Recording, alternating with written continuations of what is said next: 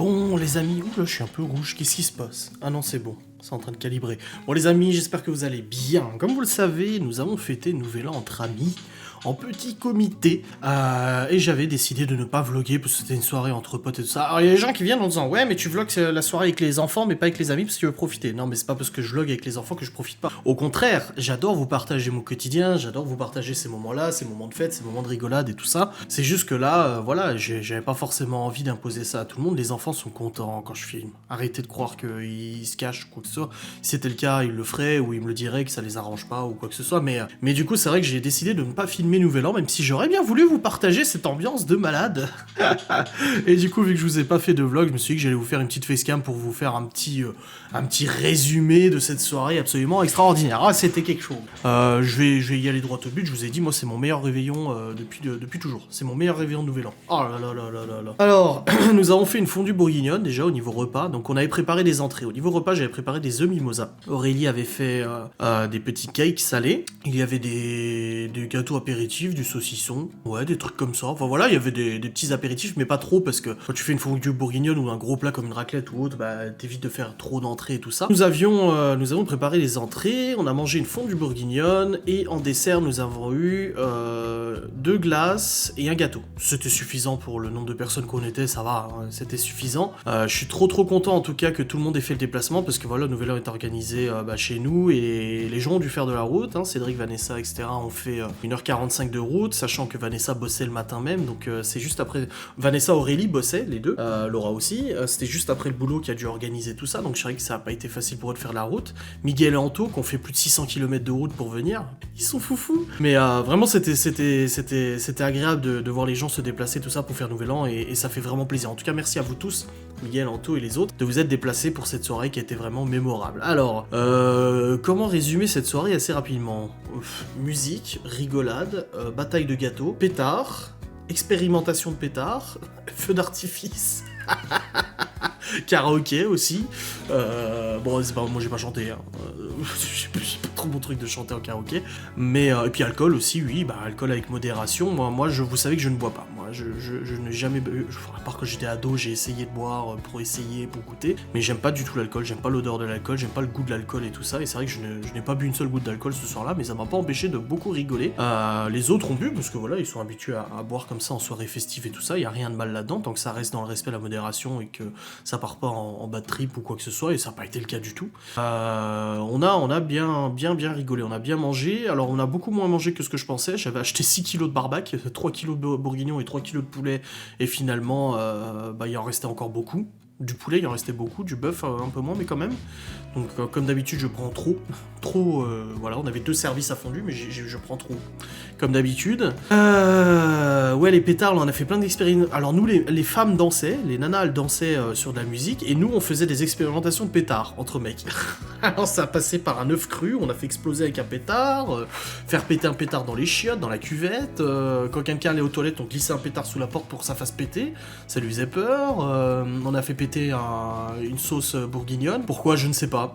Juste le délire de voir ce que ça faisait. Oui, c'est complètement puéril. Ouais, je sais, mais en fait, t'es dans le délire, tu rigoles, mettre un pétard sous la gamelle de cacahuète, la gamelle a volé au plafond, c'était rigolo. Bon, cacahuète n'était pas là, elle était en haut, hein, vous inquiétez pas. Mais voilà, mettre un pétard dans le reste de gâteau. En fait, je vais vous raconter la bataille, parce qu'il y a une bataille de gâteaux. Hein. On a terminé par tous se laver les cheveux et tout ça. En fait, il y a Laura qui s'est amusée à cramer le bout d'un bouchon de bouteille, et en fait, ça fait noir, et après, t'en mets sur le front du mec, et t'as le front noir.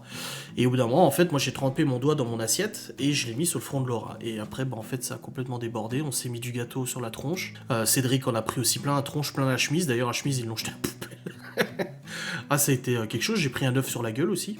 Ouais, c'était une belle bagarre. Non, mais c'était du lol, hein, de toute façon, c'était pas rigolé, mais c'est vrai que l'ambiance a été folle, quoi. Elle était très sympa, l'ambiance, des bonnes discussions, des bonnes rigolades, de la bonne bouffe. Vraiment, c'était épique. C'était épique.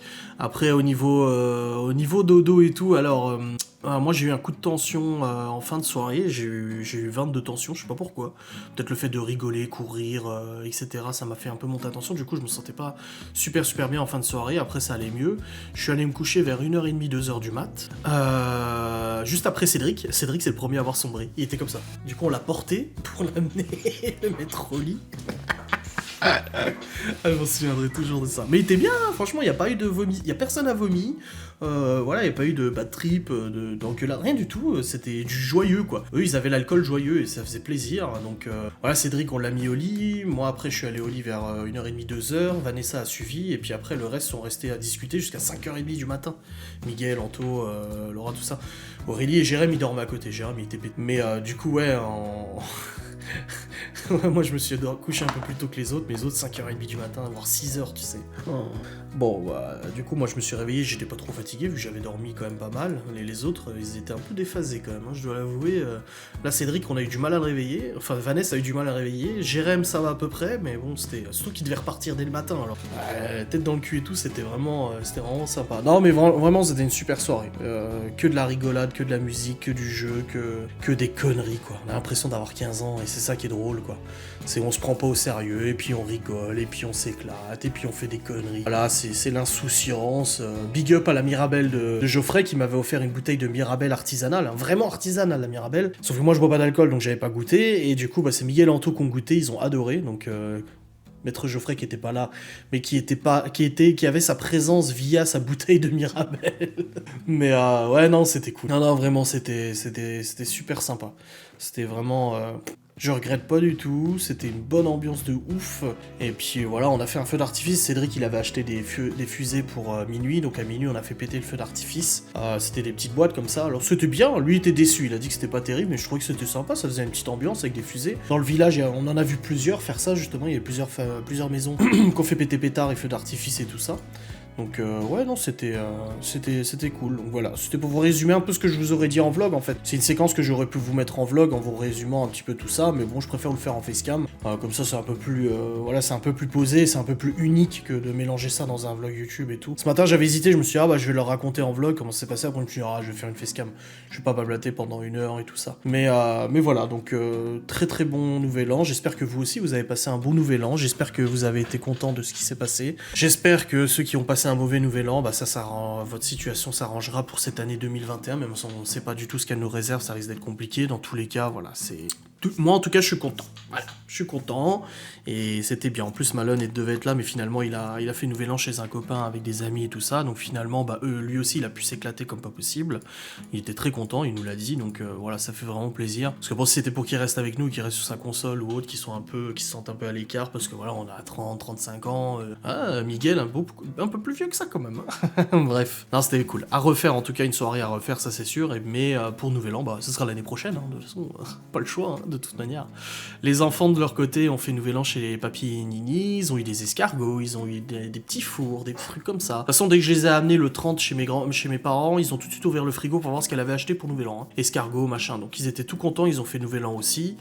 Ils ont passé une bonne soirée, ils m'ont raconté du coup le lendemain au téléphone et tout, c'était cool, je suis vraiment content. Tout le monde passait une bonne soirée, c'est tout ce qui compte de toute façon. Voilà pour le résumé de cette soirée de nouvel an, j'espère que ça vous a plu. Petite vidéo, petite, mais voilà, qui va à l'essentiel. Je vous souhaite encore une fois une très bonne année 2021 et profitez de la vie. Comment c'est quoi? C'est Smoke the life before the life smoke you, non c'est ça? Je sais plus, il y a une citation qui... Smoking life before it smokes you, voilà c'est ça. Smoke the life before I smoke you. Non c'est pas ça. Il y avait un truc comme ça, genre profite de la vie avant qu'elle profite de toi. Mais voilà, c'est exactement ça. Allez, bisous.